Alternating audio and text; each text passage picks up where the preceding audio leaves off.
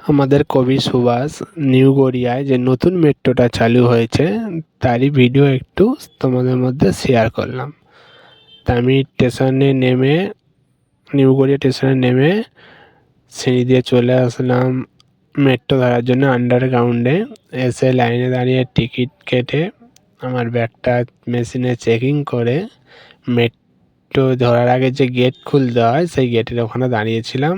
এবার অনেকক্ষণ ওয়েট করার পর গেটটা খুলতে পারছিলাম না, আমি জানি না কেন। তারপর একটা পুলিশ কাকু এসে আমার গেটটা খুলে দিল এবং আমি ভেতরে চলে গেলাম মেট্রো ধরার জন্য। তারপরে মেট্রো স্টেশনে আসলো এবং আমরা গেট খুলে যাওয়ার পর আমরা